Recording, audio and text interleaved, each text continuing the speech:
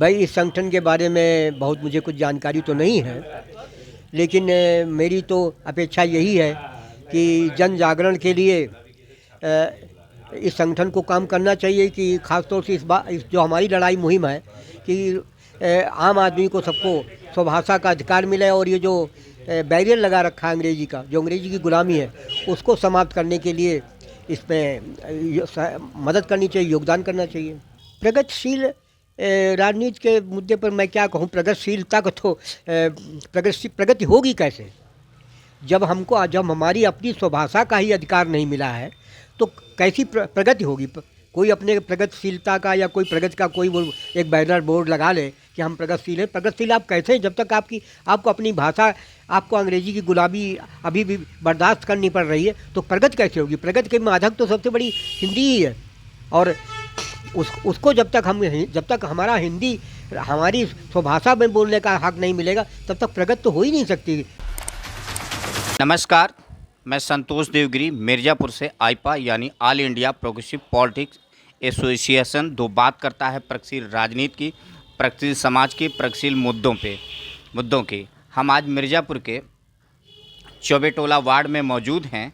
आज हम अपने इस मंच पे एक ऐसे शख्सियत को रूबरू कराने जा रहे हैं जो किसी परिचय के मोहताज नहीं हैं।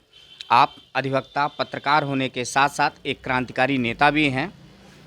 चंबल डाकू समर्पण अभियान के आप प्रेरक, प्रखर गांधीवादी विचारक रविंद्र भाई सिंह जी, जिनसे हम मिलने जा रहे हैं। आप लोक नारायण जयप्रकाश नारायण जी के साथी भी रहे हैं। आपने विभिन्न आंदोलनों में सहभागिता सुनिश्चित की है। खास करके चंबल के 165 डाकुओं को आपने समाज की मुख्य धारा में लाने का सराहनीय पहल किया हुआ था, जो उस दौर में सबसे चर्चित रहा है। हम मिलते हैं और उनसे सर्वप्रथम उन्हीं के मुखारबिंदियों से परिचय प्राप्त करते हैं। मैं रविंद्र सिंह चौहान बोल रहा हूँ, और मुझे रविंद्र भाई के नाम से पूरे हिंदुस्तान में गांधीवादी जन जानते हैं। मैं सन 70 में रक्षा लेखा विभाग से हिंदी के मुद्दे पर मैं नौकरी से त्यागपत्र देकर के सामाजिक सेवा के क्षेत्र में आया, और मेरा जयप्रकाश जी से परिचय हुआ। जयप्रकाश जी ने सन 1972 में अप्रैल 14 और 16 तारीख को मध्य प्रदेश के मुरैना ज़िले में जौरा नामक स्थान पर उन्होंने उस समय के कुख्यात माधो सिंह, मोहर सिंह और माखन सिंह, जिनके गैंग में 165 डकैत थे, उनको समर्पण कराया। उस समय ग्वालियर से धौलपुर और उत्तर प्रदेश के इटावा तक का क्षेत्र ऐसा था जो इतना भयक्रांत रहता था कि शाम को सूर्यास्त के बाद सड़कें खाली हो जाती थी और कोई वाहन चलता नहीं था। ऐसे डाकुओं से जो आतंकित क्षेत्र था, उससे मुक्त कराने के लिए जयप्रकाश जी के नेतृत्व में एक टीम बनी थी, और जयप्रकाश जी वो टीम जो थी वो एक चंबल घाटी शांत मिशन के नाम से थी, और वो चंबल घाटी शांत मिशन का ऑफिस ग्वालियर में था, और उसके उपाध्यक्ष स्वामी कृष्णानंद जी थे, और उसके मंत्री महावीर भाई और हेमदेव शर्मा जी थे।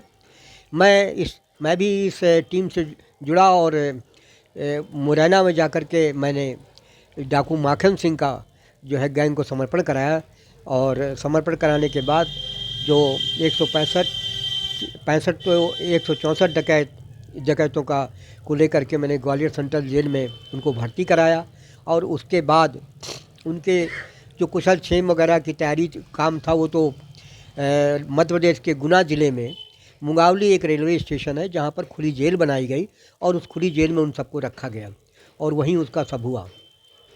मैं समर्पण कार्य के लिए फर्स्ट पेज था। कुल डाकुओं की संख्या 542 थी जिन्होंने समर्पण किया था। वो डाकू लोगों का कहना था कि हम डाकू नहीं हैं, हमें बागी कहिए, और हम समाज की ऐसी कुव्यवस्था के कारण हम बगावत करके गए हैं, इसलिए हमें बागी के नाम पुकारा जाए, ना कि डाकू के नाम से। जयप्रकाश जी उनको बागी के ही नाम से कहते थे, और उसको किया। सर, आज उस घटना के 50 साल 2022 अप्रैल में पूरे होने जा रहे हैं, और उसकी स्वर्ण जयंती मनाने का कार्यक्रम की तैयारी चल रही है। आगामी 14 और 16 अप्रैल को मुरैना डिस्ट्रिक्ट के जौरा स्थान पर 1000 लोगों को एकत्रित करने की योजना है, और श्री पी.वी. राजगोपाल जो एकता परिषद के भी वो हैं, मुखिया हैं और भोपाल निवासी हैं, वो इसका संयोजन कर रहे हैं। और साथ में उत्तर प्रदेश सर्वोदय मंडल, सर्व सेवा संघ, ये भी सब जुड़ करके सब कर रहे हैं। तो ये इसमें एक ख़ास बात ये है कि जब समर्पण हुआ था आज से 50 साल पूर्व, उस समय मीडिया पर सरकार का प्रतिबंध था और देसी विदेशी किसी भी मीडिया मैन को वहाँ समर्पण स्थल पर पहुँचने पर पाबंदी लगा दी गई थी और किसी को भी कैमरा रखने की इजाज़त नहीं थी। इसलिए ये सारी जो घटना हुई, उसका समर्पण का जो सारा काम हुआ, उसको पूरी दुनिया जो है उसकी जानकारी से वंचित रह गई थी। लेकिन अब उसके 50 साल पूरे होने जा रहे हैं, इसलिए अब वो सबके सामने वो सारा जैसे संपन्न हुआ था समर्पण का काम, वो सब अब उसकी इतिहास के अब तो पर्दे बन गए और वो अब सबकी जानकारी में आएगा। मौजूदा दौर में आप भाई जी हिंदी को लेकर एक मुहिम चला रहे हैं, इस मुहिम का क्या उद्देश्य है, किस प्रकार, थोड़ा इस पे भी आप प्रकाश डालें। देखिए, गांधी जी हिंदी के प्रबल समर्थक थे। वो अंग्रेज़ और अंग्रेज़ी दोनों से मुक्ति चाहते थे। अंग्रेज़ तो चले गए, लेकिन अंग्रेज़ी से मुक्ति नहीं मिली। आज 75 साल हो चुके हैं, लेकिन अभी भी हम अंग्रेज़ी के ग़ुलाम हैं और अंग्रेज़ी भाषा के ग़ुलाम हैं। अंग्रेज़ी से मुक्ति दे दी जाए तो मैं समझता हूँ कि जो पिछड़ी, गरीब, ये सब जातियों के लिए बच्चे हैं, लड़के हैं, इनकी प्रगति अपने आप हो जाएगी, इनका विकास अपने आप हो जाएगा। और तमाम सारे लड़के बच्चे जो अभाव में पल रहे हैं, वो मेहनत मशक्क़त करके अच्छी नौकरियों में लग जाएंगे। लेकिन राजनीतिक पार्टियां जो हैं वो इस बात की मांग नहीं करती, जबकि उनको ये मांग करनी चाहिए कि हमें आप आरक्षण दीजिए चाहे न दीजिए, लेकिन पहले जो सबसे बड़े अंग्रेजी का बैरियर है उसको हटाइए और सारी सरकारी नौकरियों में प्रवेश में जो अंग्रेजी की बैरियर लगा है उसको हटा दीजिए। फिर बाकी हमको आरक्षण न दीजिए, हमारे बच्चे जो है अभाव में पल रहे हैं, वो अपने आप मेहनत मशक्क़त करके और वो नौकरियाँ पालेंगे। गांधी जी ने 1929 में कहा था कि जापान ने अपनी भाषा की बदौलत जो उन्नति की है, आज उसको दुनिया देख करके अचंभित है। हमारे इजराइल जब आज़ाद हुआ तो उसने दूसरे दिन ही अपनी राजभाषा डिक्लेयर कर दिया और काम होने लगा उनके यहाँ। आयरलैंड ने भी जैसे स्वतंत्र हुआ तैसे उसने अपनी आयरिश भाषा अपना ली। लेकिन दुर्भाग्य है कि भारत में आज़ादी के बाद हिंदी को जो सम्मान आज भी नहीं मिल रहा है, अंग्रेज़ी को आज भी सम्मानित है, उसके लिए काम करने की ज़रूरत है। क्योंकि मैंने सरकारी सेवा से हिंदी के सम्मान के लिए मैंने इस्तीफ़ा दिया, इसलिए ये जो राष्ट्रभाषा हिंदी की लड़ाई का मामला है, इसके लिए मैं आज भी लगातार लगा हुआ हूँ कि ये जो अंग्रेज़ी का गुलामी जो है वो समाप्त होनी चाहिए। प्रगतिशील राजनीति के मुद्दे पे आप क्या कहना चाहेंगे? प्रगतिशील राजनीति के मुद्दे पर मैं क्या कहूँ, प्रगतिशीलता को तो प्रगति होगी कैसे जब हमारी अपनी स्वभाषा का ही अधिकार नहीं मिला है, तो कैसी प्रगति होगी।